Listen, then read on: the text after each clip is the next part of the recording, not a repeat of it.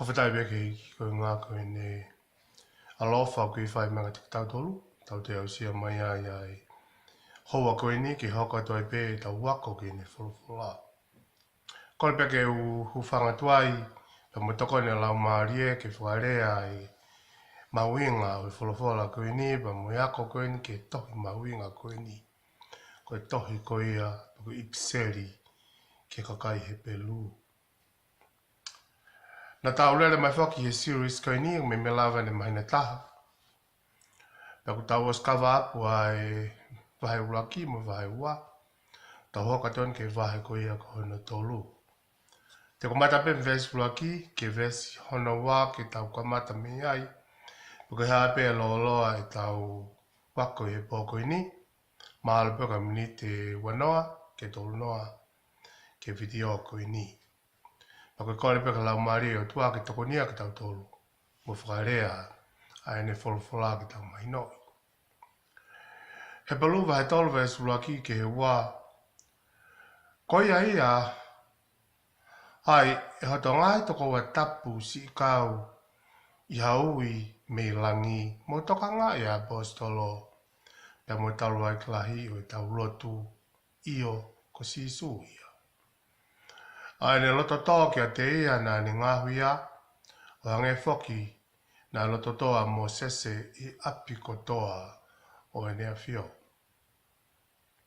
I le riu kwa ua isi o wharea peheni. Ko ia e kaenga maonioni o kukau i he ui mehelangi. Tokanga lahi ke he apostolo mo i whungani taura eiki o e tau lotu aia ko sisu klaisi. Aia na eanga tonu ki a te ia na ane whakanofo ia o hange foki ko mo sese i hono whare ko tō pei. O hanga e he vesi e ua ko ni o pore ki tau tolu mo whaatokanga ko ni. Ke tau to tokanga ma ke he ange, tau to tokanga ange ke sisu.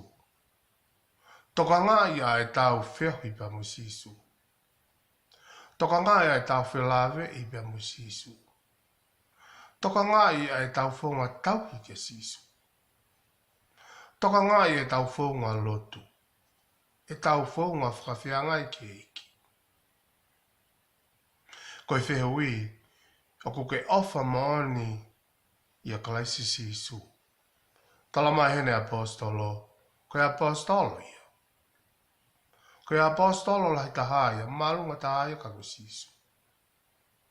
I kai ke ngata ai u tui tala mai, koe taulai ki lahi ia ki e tau lotu. Ko sisu kalaisi. Ko ia toko taha pē. O ku marunga i he mea ku topi. Pata nene ke tala mai e te vita he sa me te au ni manoa vesko no no. He kake malawa ke tau hanga ki tau tolu o totongi whakafoki ai fu ofa e o tua. E whakafo mai i ano alo ke pekia ko i ngā. Ko anga halamu ko anga hala. Ko e whaunga pē ke ta whakafoki ai. Mo ta whakahoi fua ai ki o tua. He tala mai a sa me te au ni manoa vesi o no. I longa ha mea o mānawa, ke ne whai ai whakamalo kia te ia. I hiki mawawa mo e haleluia, pe mo e whakawhitai ki eiki. Koe whaunga peo whi maua e ho tua ke tau whakahonga i angi ai, ai ne o wha. Koe whakamalo pi. Koe tau rea tonga, o pehe, hika ke lava ki whakatataua ha mahuinga o hatoko taha, mo ha aonga hatoko taha ka koe whakamalopi. Koe rea pe ia, pa mo koloa fungani pe ai tonga, koe whakamalopi. Koe mea tatao peo tala mai heni he pēteri ake e sāme teo ni manoa pesi o no. Ka ia mea e hoi hoi fua mo fia taha ai ai kua. Ka kone whanonga mai pē ki he lotu, pe mui haleluia, pe mui hiva, mui whakawhitai anō kakai.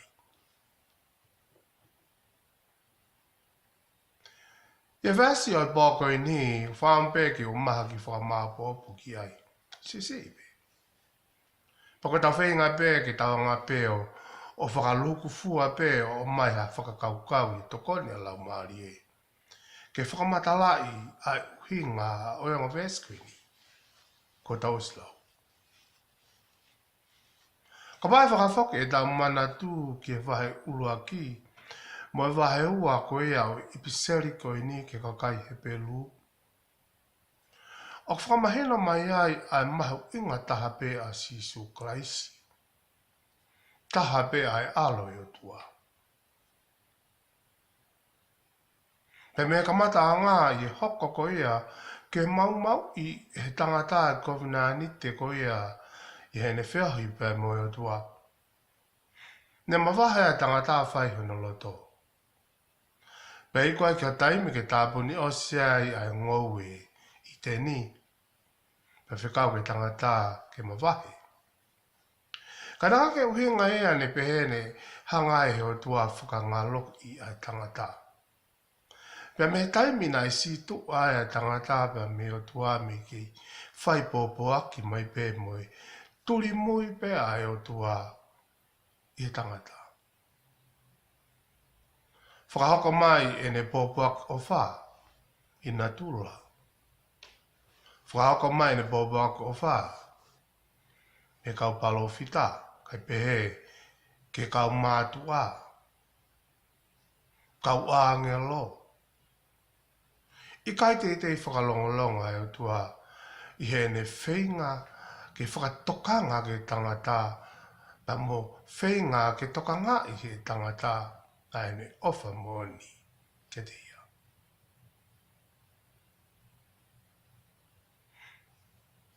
Pea au ke taimi kune whakahoko mai ai i ono alo tof pe taha. Ke whakahoko mai ai ni pōpuak ofa. Mo ne whakaamu ki tau whoki angi ke te ia. Pea mo ni pe lawa hi mi. O tatari o tamai ke ki ono whoka. Ka tatari ki tau whoki mai mi whaitoka, whoki mai. Ko whakaamu e o tua. Pa mo ne tala monu mo ne popo aki me kamata ngā i kai te whakalongolongo e tua. Kamata anga pe toi hai pelu. Whakaha i mai ai ofa makehe ai o tua. Ke whahenga i tangata. I kai te whakalongolongo e tua. Ka nā ne whenga pe i he whaunga ko topi. O au pe ke ne whakahoko mai no alo to pe taha. Whaiwheange ko whaunga ia ke ongo ke loto e ang hala. Ke whoki ai ki api. Mahui ngai o sisu i he wahe uraki mo i wahe ua. Maalunga taha pia sisu. He ko ena na ngāhui e invesko ni. Ko ia o kune puke e invesko ni. Ko ia o kune pauki e invesko ni. Ko mea ko toa peko i ne mea. O kune ouna invesko ni mo nau ko toa invesko ni. That's belong to him. Ko mea ia sisu. Tako koe mua au koe mea pea sisu. Whawhitai ke iki. Pea i he wahe tolu ko eni o he pelu. O toi whenga bea i a tangata whai tohi koe ni mo le tohi a he pelu. Ke whakawheho anaki a sisu klaisi pea mo Mosesi. Koe ne whenga ke whakawheho anaki. Mo e whakatokanga ke te koe mua, ai mahu inga kuia. O toko taha o whai ki ai, e ta whi kumi mo e talotu. Maari e whaki hono kei tala whiri he tokolahi tawa whita koe kau whakatotolo te alo sia. Peko haina aina ne tohi, ai tohi koe ni ai pelu. Tokolahi o nau tui ko Paula. Pe tokolahi o nau whaka ikai. Ikai ko Paula ina ne hanga hiki tohi koe ni a he pelu. Pe hikai te ulawe au ki he foi tipeti ko ia mo foi isi ko ia ko mea koe o ko whama ki o mai a foi whamo en pau ko ini pea ko tu ia ki ai i he tau whakawa ke pe ai ura ki wahe ko ia o he pelu ko tai tola mo he tingi ko whaha mai foi whakarea ko ini ke tohi ko a he pelu ko e tohi a Paula ko e apostolo ki e kakai he pelu pea ko tui ko whiunga anoa pea ke tau tui tako Paula pena ni hanga o hiki tohi ai tohi a he pelu pea kako e ko mea mahui ngā ia ke tau whenga ke tau tipeiti i pe ko haine ni hike tohi a he pelu ko e mea mahui ngā ko whekau ko o whaawaki mai i e tohi a he pelu hiri ange ko sisu toko taha pea na ne whai ko toa hiki tohi ne wholofola ko sisu pea na ne whamana vai ko sisu pea koe a he wholofola pe whakamalo pe whakawhitai ka pa ko Paulo na ne hiki ko Paulo ia ko mea ngā ue pe Pako aonga pea o tools, pako instrument, pako vessel. Ke iai ha value mo ha mea ke aonga ki ai. Hai vessel ko ia. Ko e rea ka pālangi. Ka pāweka ki a quality o vessel. It's just an empty vessel makes a loud noise. Ko mawinga pe o Paula ka pa ko ena ni hike ni fo tatau ki lave ko ia o tala mai pe ko tohi a Paula ko apostolo ke kakai he pelu ko mawinga pe o Paula ne ngawe i aki he eiki ke fo hoko mai ai ai ni fekau hiri ko ia ko sisu pe ia me tope tala he pelu vai tahau a vesiwa ke tau sia pe ke tau tol ke sisu ko ka mata anga pe mo ngata anga o tui ai a nane kātaki ai pe ki a i he kau mo le tato kanga ki whamai o ene moui ko mea i hene fia na e tuku he no au pe ko na fo ene nima to matau o ia fio anga o tua ko mahuinga pe a e wholofula ko mahuinga pe a o moui ko mahuinga pe ha mea i he mamani kuni ka pau o iai a sisu ke mahuinga pe e tau alu ke lotu ka pau o mo ui e sisu i e tau moui ko mahuinga pe e ai tau toholo to i tapu ka pau o aonga to i tapu o te tau to o tau whaka aonga i ai mo ui o whaawaki to i tapu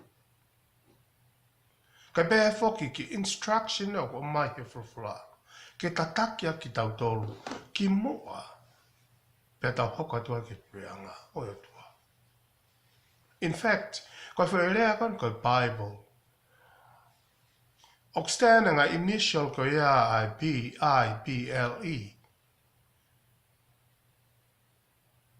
o ngā wake he kau tisai pare haka whaka tisai pare ano pe he tako uhenga Bible is a basic instruction before leaving earth ko hangahi whekau ko hangahi whaunga mo ui toonga mo ui pe ko ha guidelines ka te tau tolu ke tau mui mui ki ai mahina ngō fua ka te tau tolu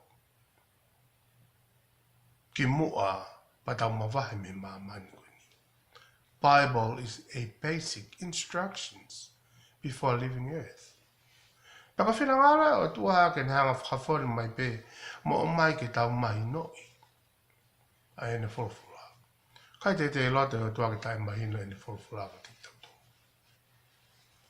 ko tau vai anga lahi e taim ka pau tau o malanga tau whenga ki tau tolki tau ngawe ake ngai fufo i whakakau kauia he kai ke mahi no ia he kai ngalo tu pe ko ngai fu rea tonga o kwa ke mahi no ia he whanau Whia maho o tua ia ke whaingo fua. e ne wholofola ke lava, he vare pa lava, he ki talavou, pe lava he motua, pe lava he kakai kutoa pe mai no. Atane ne i ki hoko, taka uhinga pe wholofola ko basic instruction. Koe guidelines ia ka te koe muau, ke moui, ke ta mui mui ai. Ia vese a koe ni utala mai, ia vese ulu aki. Koia e kaenga maonioni ku kau i he ui mehe langi. Koe kau maonioni ko tape ku ui mehe langi. Koe tau hao koe ke tau hoko koe kalistiane mui mui mui ke sisu o kui ki tau tolu mo whaelonga i bilangi. Paka whakatokanga e ne apostolo. Tokanga lahi ke apostolo ka pehe o taura iki lahi, fungani taura iki. O whai kia e taurotu. Ko sisu klaisi. Hanga heni e paula o maia sisu ke tuunga ko sisu ko e apostolo. Ka ke ngata e te hokope sisu ko e fungani taura iki. O e taurotu. Ko sisu. Pea mahanga ke tau tokanga ki ai ke mahu inga ko eni.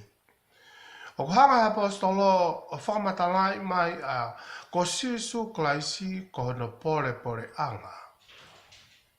O apostolo ko ni ko sisu klaisi. Ko e pore anga ia o Paula.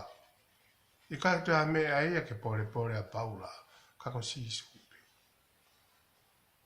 Patane nei ko tahenga i mea testimony ki ai a Paula i ene ngai i piseri. Kai pe foki mo ene ngai tohi. Nāne hik tohi. I kai ko au ka ko kalaisi ata. Wow, ko hoko fo. I kai ko au ka ko kalaisi i he mo ui. Ko pau ke whaka ki tua. Ka whaka mai sisu ki lato. Ko e pore anga o apostolo. Ka ko sisu. Ko me ai o whai ki ai ene pore. Ko sisu toko tāpe o whai ki ai ene hiksia.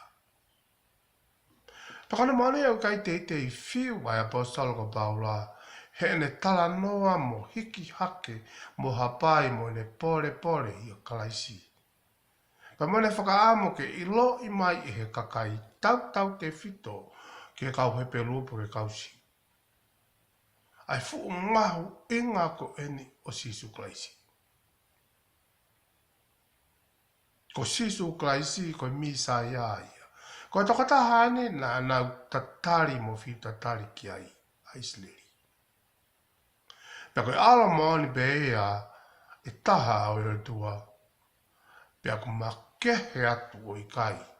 Toi ala whakatataua klaisia. Patane nei tamai apostolo tokanga makehe ki apostolo. Pake tokanga makehe ki taura ki lahi. Ko sisu klaisia. Koe hake a ngai o e taurotu. Pea mo hi fonga mai au e ni mesi mo ne kresi. Ko sisu klaisi.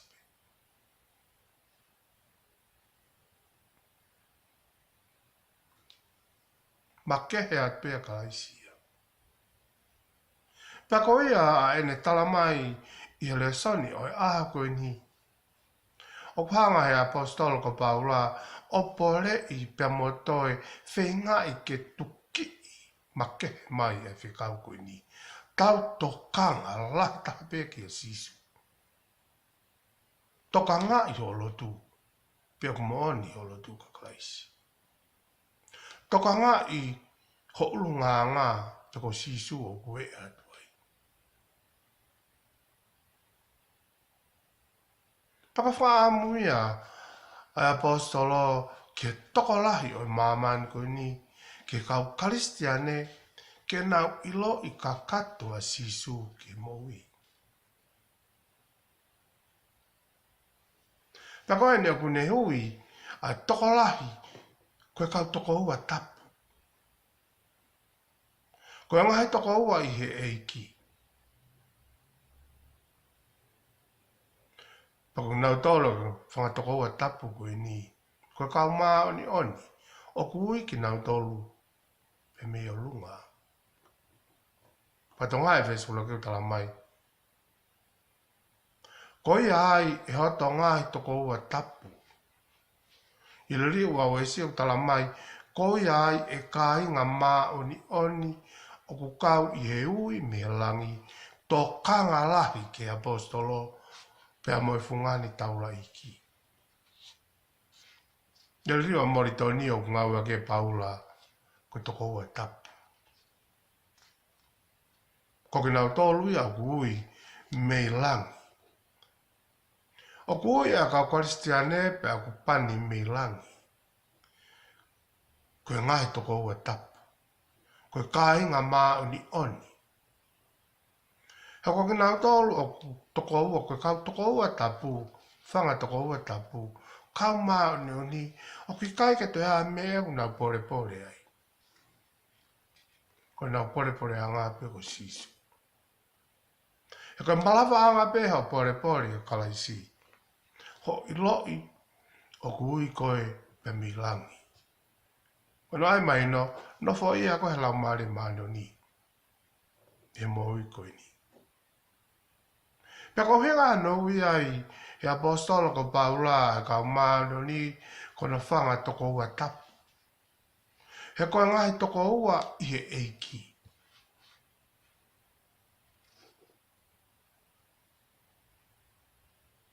Pea ko kina utolu ia kui pea mei o lunga. Koe kakai siu, koe kakai Israeli. Koe whiria e o tua, koe kakai whiria e o tua. Ui kina utolu me o lunga ke hoko koe kakai ai o tua.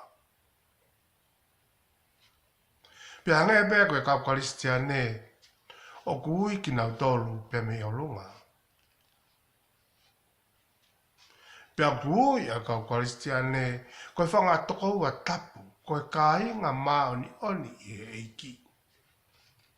Ke tau kau kotoa, pe mo kakai siu, kau karistiane mo kau lotu kotoa pe. Te talango fua mo to kanga makehe, ki a siso klaisi koe tau apostol. Ko siso klaisi koe tala mai pehene paula kune whakaingoa sisu, ia tu unga koen koe apostolo ia. Koe toko taha au whikau i mai, ke tala mai e furufura. Koe whikau i mai ia e he otua, koe whakafotunga to tonu pe enia o sisu. He ko sisu koe apostolo ia tui tapu.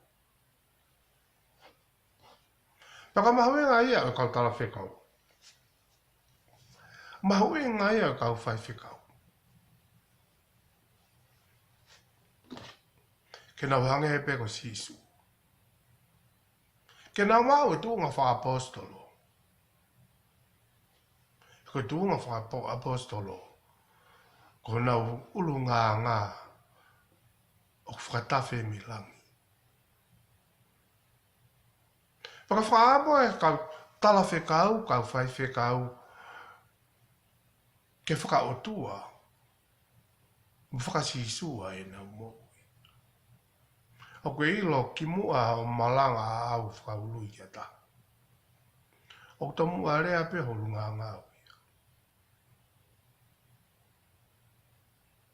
E kuhanga he holu ngā ia o ura promote atua sisu ki mua pa ke whai koe. Ano malanga ia tu sisu.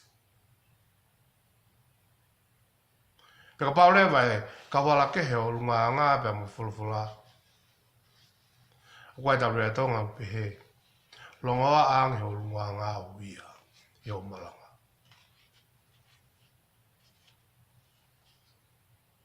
Kaka ngā tau tala mai apostolo heni. Ko sisu koe taura eki lahi ia. Pea kulahi anga sisu ia elone. O hanga e pe koe ngā ue a elone pea mo Mosese. Ko sisu ko tala whekawi ai o tua ki mamani. Ko apostolo. Whakahoko whono ai o tua. Wa hangai pe ko whakahoko whono mo tala whekau ko ia. A elone mo mo sese ki Israel. Ko ngā ama ko toa pe nai whai elone mo sese. Ko ata ko toa mai pe ia ki ngā ue ko ia ni whakakakato i sisu. E whakafo.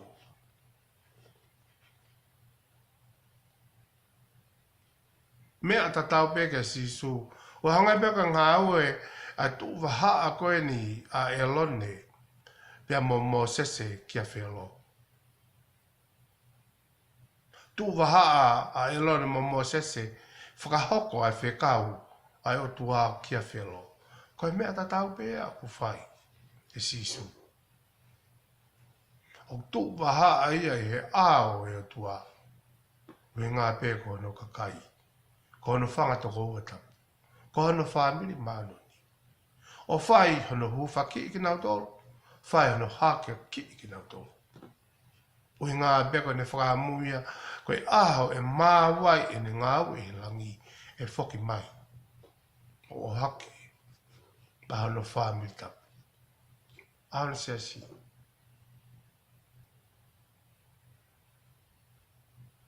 He koe ngā ue e a sisu koe tau rei lai. I kaka ngā tai o kune loto tō pia mu mātea ki i ai o tua. Koe loto i o kalaisi. Loto whakasewa niti. Loto ke tō tau veri. Loto ke hefo me tu ngā holo holo i vai. Koe ne kau ako ngā. Koe toko taha loto tō mo mātea ki i ai o tua. Koe rea mātea ki i e a upe a rea mātea ki i o mo rea ho moui. Ko hinga pe ko o tau kawe i a moni. Pepe sisu.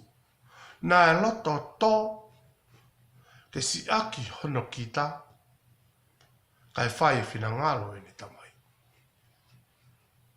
Ko ne mātea ki i ko e a po tau kawe e whina ngalo e ni tamai. Ne a uai ke kolosi. O whakakakato i whina ngalo mo i whikau. Le tuku mai a pamilangi.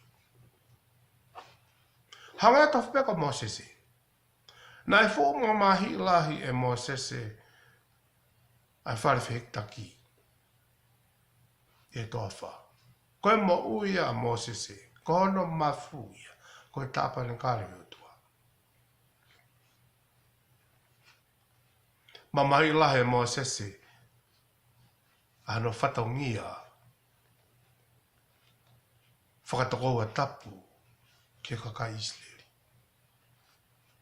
Ta tau pēa mo sisu. Mamai lahi mo ofa ma ke pēa sisu. Ke siasi o tua. Ai o tau kau ki ai kapau. Koe whangatokoua tapu ki tau tō. Kapau koe kāinga maani oni ki tau tō. Kapau o ku tau ilo ko tau ui pa mehe langi. Kapau ku tau ilo i o ku pule ai o tua e tau mo ui. Pe kapau ku tau ilo i o kuna fo ia ko tau mo ui o ku fo mau pehe lau maari maanoni. Iyo tau kau tau tolu. Ke siasi o.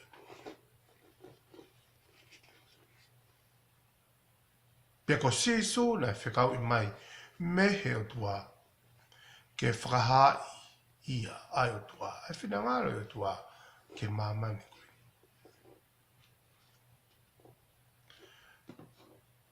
Pakapara mahuinga e vesi koe ni ulaki ki he ua. Hoktala mai. Pore i e sisu klaisi. E ko sisu klaisi ko ia koe halanga e ke moui. Te whamanatu atu ai vesi mahuinga koe ni. Koe pore i ka te tau tokanga i ho o whakasisu. Tokanga i ho o whakasisu. Ko uki ai apostolo ke kau whangatoko ua tapu ko tope. Ka inga maa oni ko tope. E tok whamahino i ho tokanga ma ke ka sisu. Mo ho ofa ka sisu. Tala mana apostolo e Paula. Ko sisu ko apostolo. Tala whika ulahi tahai. Kai ka ngata e ko taula ikla. Tala whika mai ka te tau tolu hoko ka apostolo. Talo e klahi o hoko le vaia ke whai e ngā ue koe tala whikau ki o tua whakafofonga i koe moau. He koe ngā ue ia talo e klahi. Koe whakahoko o siasi ki o tua. Koe ngā ue a apostolo, koe whakahoko mai ai whina ngalo o i o tua ki he kakai. Whakakato kotoa e sisu. Taka pore ia mo whakatokanga o koe ki naki mai apostolo ko Paula ka te tautolo. Tokanga ki apostolo. Tokanga i palo fitalai. Tokanga e taulai klai. He ka toka tahe whai kia e taulutu. Ko si isu. Toka whaunga koe whai koe e tau tokanga koe a ke tau pange e pe ko si isu. Loto tō. Ta mu mate a ki a ka veinga. He ku amusia ai tuitala. He te nau mau. Ai whanua. Pakatoa tau tālai ke a koe ni moe. Tokoni nou o ku whai atu. Ki e vesu laki moe. Vesu ka no wā ia e pelu vai tolu. Pake langolangi a pe o tua e ngāwe ko topi. Tau whai. Whakatoka ngānu ko mai. Toka ngai. Ho vā pe moe apostolo lai tā. Asisu. Pa toka ngai ho vā pe moe taru aik lai tā. Whawhetai kua apostolo. Ko sisu. Ke whakahoko mai. O whakafong mai he ne kau apostolo. Mo kau tala whikau ki mamandi. Ai whikau ai tua. Pa tai whawhetai ko toi hoko pia ko taru aiki. Ke whakahoko ai koe muau. Hono ngahi. Hono whangatoko ua tapu. Hono kainga mao neo ni. Ke tau wau ai ki ta mai. Tangwata meta tu hoko atu ke vesi ko no tolu. Ie tau video ka hoko mai. Paka whakamui a tau tu tokanga angi. Tokanga angi tau moui. Mo to hiki angi ke te makehe angi tau moui. Ui ngā peko klaisi. Kono filik tau tolu. O whalai atu e meni.